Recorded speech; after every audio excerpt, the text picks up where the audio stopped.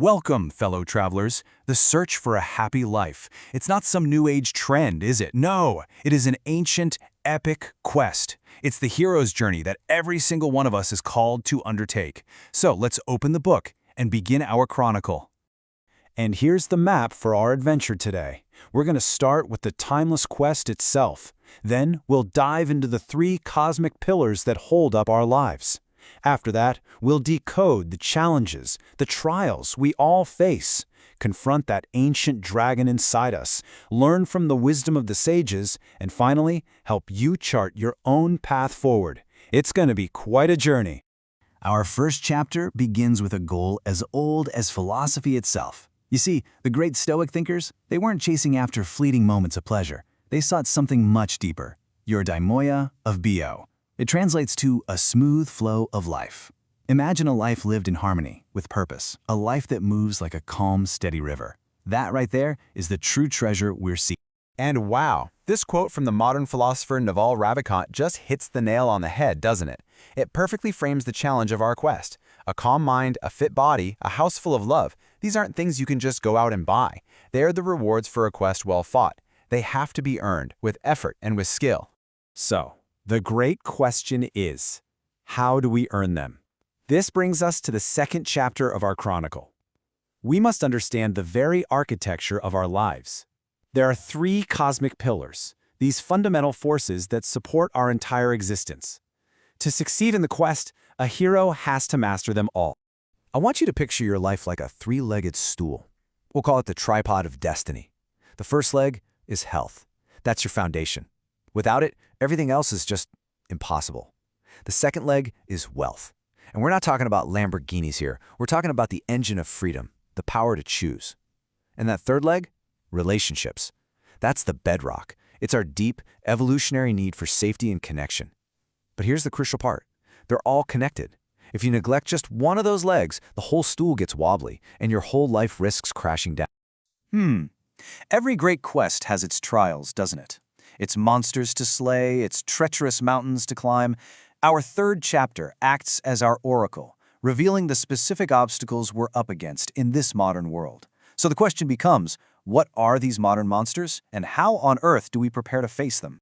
Right, and to figure that out, you might be surprised to learn we don't need a crystal ball. The prophecy, you could say, was already written, way back in 1967 by two psychiatrists.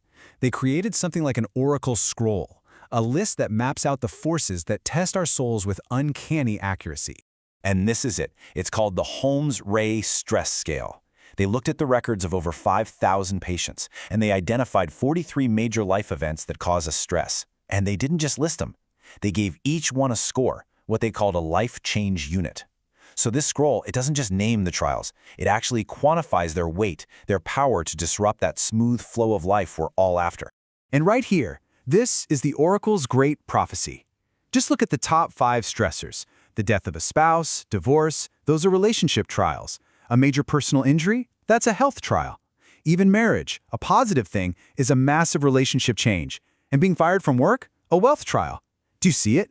The greatest challenges we face map perfectly onto those three cosmic pillars: health, wealth, and relationships. And the stakes for failing these trials, they are incredibly high. According to this scale, if you rack up a score between 150 and 299 in a single year, you have a 50%, a coin flip, chance of a major health breakdown in the next 2 years.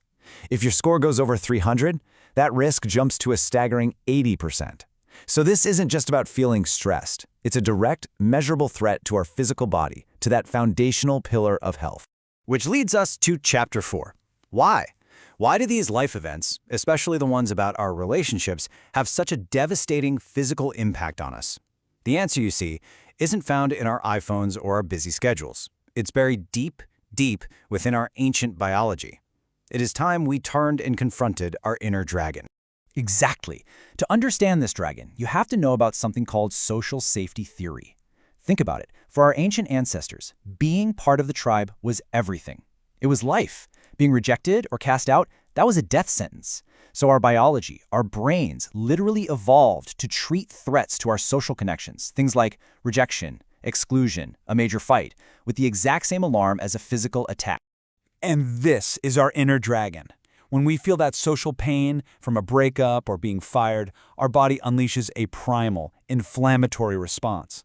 It's an ancient alarm system that was designed to heal a physical wound from, say, a predator. This is why a broken heart can literally make you feel sick. On a deep, biological level, your body thinks its very life is under threat. So, we understand the quest. We know the pillars. We have seen the trials, and we have met the inner dragon we must all face.